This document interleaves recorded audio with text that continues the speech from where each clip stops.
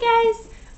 Happy Wednesday? No, Thursday? Happy Thursday? I don't know. Anyways, yeah, so let's go ahead and go over our vocabulary to get started, and then we'll talk about it and we'll go from there.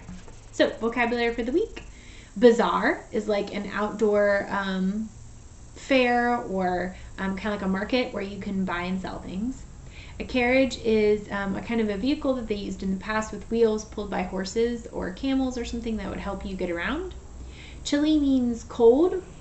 Humble means to, be able to give help and accept help and not be always, thinking you're better than other people. Leather is a type of fabric, or not fabric, but a type of material made from the skin of an animal. An oasis is an area in the desert with water and usually plants. And then wisely means to do something in a smart way.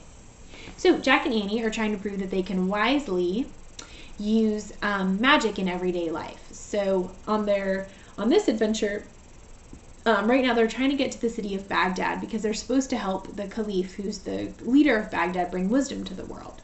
They weren't sure what that meant, but yesterday they discovered that it meant basically that he had this book of knowledge from Aristotle, who was a Greek philosopher, and that he was going to share it with the world. So, that they were supposed to give it to the Caliph so that the Caliph could share it with the world.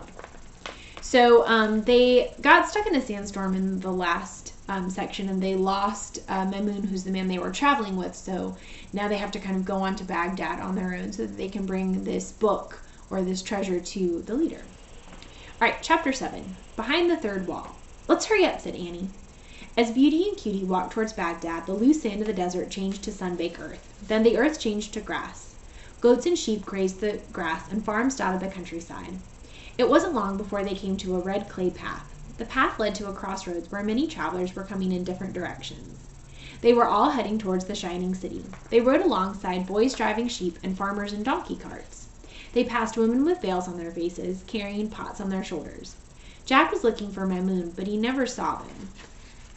He never saw him. Sorry, like center it in the camera. Moving with the crowd, Beauty and Cutie clomped across a bridge. Rowboats and barges glided along the yellowish-brown river. On the other side of the market was a huge outdoor. On the other side of the river was a huge outdoor market with a maze of tents. The market was filled with people from many countries. The sharp smell of incense filled the air. Stalls were jammed with burlap sacks, baskets, and carpets. Shoemakers were cross-legged stitching shoes. Potters bent over ovens baking earth-colored pots. Weavers sat at looms spinning silk brocade. Paper? Pearls? A merchant shouted. No thanks, said Annie. Pigeons, parrots? Another shouted. No, he said. I love this place, said Annie. What is it? I'll look it up, said Jack. He pulled out the research book and read, In the 9th century, traders from all over the world brought their goods to Baghdad to sell. Baghdad merchants traded paper, cloth, and jewelry for goods from Spain, India, Africa, China, Greece, and other lands. These goods were sold in an open-air market called a bazaar. Oh, so a bazaar is like a mall, said Jack. It's way better, said Annie. Let's get off and look around. We don't have time, said Jack. We've got to finish the mission. He pulled out the letter and read, Find a horse on a dome, the one who sees all, in the heart of the city behind the third wall.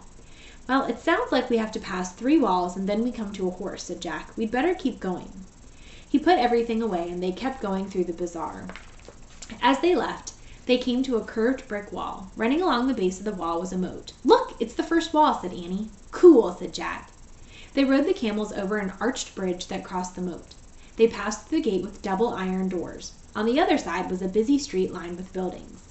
As they wove slowly through the crowd, Jack pulled out the research book and read, During its golden age, Baghdad had good hospitals. It was also known for its excellent police system and public schooling, along with its libraries, stores, and a zoo with 100 lions. I'd like to visit them, said Annie. Don't have time, said Jack. The camels clopped down the avenue until they came to a green field. Look, second wall, said Annie. Bordering the field was another wall. It was curved but taller. It was like at least 100 feet high. There were guards at the gate, but they didn't seem to be checking any of the people who passed. Act normal, Jack advised. Don't attract their attention. They joined a stream of people passing the gate. Beyond the second wall was another one. At the end of was another street. At the end of the wide cobbled road was another green field. Look, a third wall, said Annie. The third wall was even taller than the second, but people were still passing freely. This part of the mission is easy, said Annie. Yeah, said Jack. We have to find the horse on the dome, and then get the Caliph and get him to meet with us. They ambled through the gate of the third wall, carrying Jack and Annie into Baghdad. The palace loomed before them. Its roof was a glittering green dome. At the top of the dome was the statue of a horse. Yay, the horse who sees all, said Annie. I bet the Caliph lives there. Let's follow those people inside. She pointed to a stream of people entering the outside of the palace. They rode under the arch and into the garden. The warm breeze smelled of flowers. They rode down a path bordered by date palms until they came to a courtyard where boys were playing ball. Near the courtyard was a stable with camels. Looks like we'll go the rest of the way on foot, said Jack. Yep, I guess they can just stay there, said Annie. They rode into the stable. They clucked and the camels knelt. As they got off, as Jack reached for his shoulder bag, a ball rolled into the stable. Annie picked it up and went out. Jack followed. Here, shouted a boy with curly black hair. He was holding out his hands. Annie threw it and the boy caught it. Then he grinned. Who are you? He said, and where are you from? Before Jack could say anything, Annie went to the boy and Jack hurried after. I'm Annie and this is my brother, she said. We're from Frog Creek, Pennsylvania. Why have you come to Baghdad? The boy asked. To see the Caliph, said Annie. The boy and his friends laughed. What's so funny? Well, the Caliph is the most powerful man in the world, said the boy. He does not have time to meet with children. That's what everyone keeps saying, said Annie, but we're on a mission and... Annie, said Jack, let's go. I left my bag in the stable. See you later, guys. They went to the stable. See you later, guys. Let's go, Annie. Annie started to leave with Jack. When you discover the Caliph will not meet with you, come and play with us, said the boy. Annie stopped. Don't worry, she called. He'll meet with us. We're special. Annie, come on, said Jack. Why are you special, said a boy. Well, for one thing, we saved a precious treasure from bandits and a sandstorm, said Annie. And for another, Annie, let's go, Jack said. When they went into the stable, Jack shook his head. Don't say stuff like that. Why not, said Annie. It's bragging, said Jack. It makes other kids feel bad. And even if you are special, you don't have to. Oh, no, cried Annie. What? Said Jack. Jack's leather bag was open at Beauty's feet. Beside it was the torn leather cover of Aristotle's book. Wet pages hung and shred from her mouth as she chewed on the precious treasure. Chapter 8. The Room of the Tree. No! Cried Jack. He ran to Beauty and yanked hunks of paper from her mouth. Annie picked up torn pieces from the camel's feet. The treasure is ruined, moaned Annie. Jack was stunned. I shouldn't have left my bag, he said. It's all my fault. I shouldn't have gone and bragged to those kids, wailed Annie.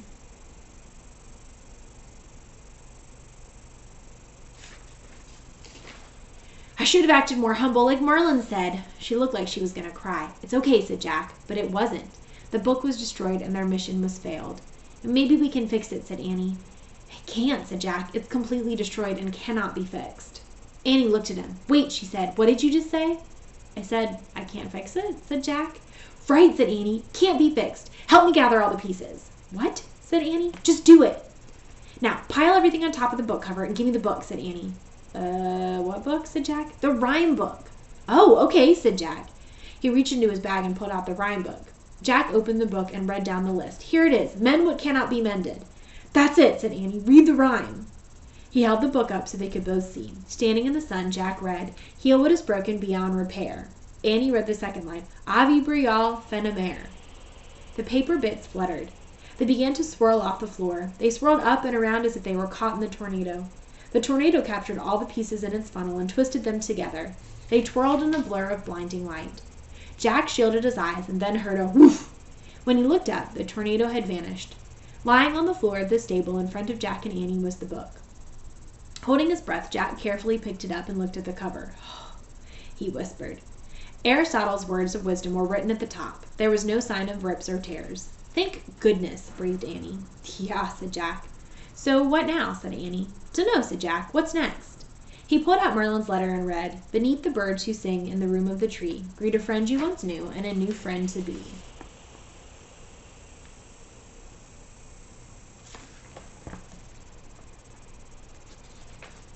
What's that mean? Said Jack. Suddenly Jack heard someone behind them. They turned to see a girl in the doorway of the stable.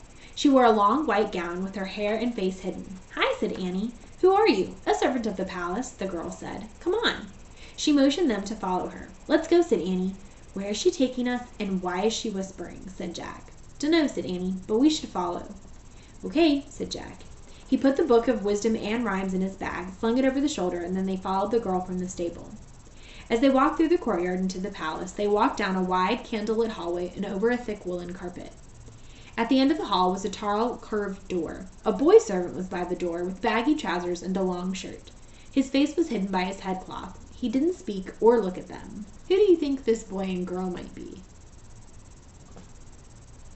The servant stood close to Jack, and in a strange, whispery voice she said, in front of the chair, bowed to the floor, "Do not look up, and do not speak until spoken to." "But," said Jack. "Go," said the girl. The boy pulled open the door, and she pushed them into the room. "Wait," said Jack. But the door had already closed behind them. "Jack, look," said Annie. "The room of the tree." Jack turned. A giant tree stood in the center of the room. It had silver leaves that fluttered as if blown by the wind, and mechanical golden birds that sang "tweet, tweet" from silver branches.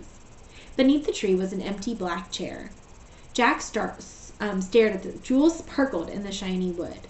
"We're in the right place," said Annie. "Beneath the birds who sing, in the room of the tree, greet a friend you once knew and a new friend to be." "Another mystery solved," said Annie. "Not really," said Jack. "Who are the two friends?" "Dunno, but let's bow in front of the chair like the servant girl said."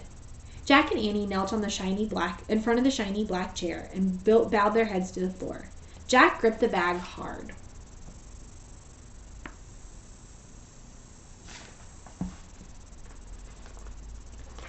"Remember what else she said," said Annie. "Don't look up and don't speak until spoken to." "But there's no one here," said Jack. He felt kind of weird bowing in front of a chair. Why are we doing this, he wondered. He heard the door open with a low creaking sound and squeezed his eyes shut. Then he heard footsteps. "How did you get in here?" a voice asked. "A servant brought us," said Annie. "And why?" said the voice. "We have a priceless treasure to give the Caliph," said Jack. "It's a book of wisdom." He fumbled in his bag and pulled out the book. He kept his eyes shut as he held the book up to the voice. There was silence. "We hope it will help the Caliph spread wisdom," said Annie. "How did you come to this?" said the man. "We were helping a friend," said Annie, "and we got separated in a sandstorm." "Suppose you brought this book to Baghdad to gain a reward," the man said. "No, we didn't," said Jack. "It was just our mission to give it." "Well, surely you must be seeking payment," said the man. "Would you not like precious perfumes gathered from the sweetest flowers on earth?" "No, thank you," said Annie. "Rubies as large as a hen's egg?" said the man. "Nope," said Jack. "You would not accept the book's weight in gold?" said the man. "We don't really need a reward," said Jack. "Well, since he likes the book so much, why don't you just tell the Caliph to use his gold and rubies and buy more of them?" said Annie. Again there was silence. Then the man cleared his throat. "Look up at me, Jack and Annie," he said. Jack opened his eyes. He lifted his head. He saw gleaming gold slippers, a long white robe with gold trim, and a familiar face. Jack gasped and couldn't believe his eyes. It wasn't a scary person at all. The man with them was Mamoun. Chapter 9. House of Wisdom. "Mamoun?" Annie said. "Yes," said Mamoun. "I'm glad you arrived safely in Baghdad." "We're glad you're safe too," said Annie. "We were worried." "I looked everywhere for you after the sandstorm," said Mamoun. "Finally I gave up and returned to Baghdad. I assume you found your family?" Yeah," said Annie. "We found them." "And we found your book," said Jack. "When we couldn't find you, we decided to just give it to the Caliph." Mamoun smiled. "You don't understand it, do you?" he said. "Understand what?" said Annie. "I am Caliph Abdullah al-Mamun." "You're the Caliph?" said Annie. "Yeah, but what? Said Jack. "For many years I wanted the book of Aristotle's Wisdom," said the Caliph. "I heard that such a book was found in Damascus, and I made arrangements to acquire it for my library. It was most important that it get here safely. I have long wished to travel through the desert as I did as a boy, so I disguised myself as a humble merchant and made the journey. My fellow travelers never even knew my identity." "Wow," said Jack. "You've shown me that you have a great respect for wisdom and learning," said the Caliph, "and that you have humble hearts. Before you join your family, I want to show you a special place. I call it my House of Wisdom." "The House of Wisdom," said Jack. "Sounds great." "It's my hope the world will find it great," said the Caliph. "Come on." He started to leave, and they hurried after him. Carrying the ancient book of Aristotle, the Caliph led Jack and Annie out of the room of the tree. His gold-trimmed robe billowed about him. Every person he passed bowed low. "Another mystery solved," said Annie. "Greet a friend you once knew and a new friend to be." "Both friends are the same person," said Annie. "Mamoun from the desert and Caliph Abdullah al-Mamun." "Right," said Jack, smiling. He led them out the front doors of the palace and into the courtyard. There were 2 camels with long poles attached to their saddles. Riding on top was a small carriage decorated with gold tassels and brass bells. Servants helped them into the strange carriage. Bells jingled as the camels moved through the courtyard. The Caliph opened tiny shutters to let in air and sunlight. Jack looked out to see everyone bowing as the royal carriage passed. Jack had a lot of questions about the House of Wisdom, but now that he knew that their friend was a mighty Caliph, he felt shy. Even Annie seemed to be at a loss for words. "We are here," said the Caliph. The camels came to a stop and they got out of the carriage. "Welcome to the House of Wisdom," said the Caliph, "a learning center for the world." "What happens here?" said Jack. "Come, I'll show you." The Caliph escorted Jack and Annie through the front door and down a wide hallway. "We have a laboratory for discovering new medicine," he said. So this carriage is interesting because it doesn't have any wheels like a traditional carriage. It's kind of cool. And it has an observatory for viewing stars and planets. But this is my favorite room. He led them before an arched doorway. "This is the library," he said. "Even I must be quiet here." Late afternoon sunlight slanted down. Men read at long tables. When they looked up and saw the Caliph, they all began to rise. "Please continue your work and don't mind us," he said. They sat down and returned to their reading. He pointed to a bearded man by the window. "That is Al-Khwarizmi," whispered the Caliph. "He is truly a great mathematician. He has perfected the Indian way of writing numbers." He pointed to numbers on a board. 1, 2, 3, 4, 5, 6, 7, 8, 9, 10. "We call these Arabic numerals."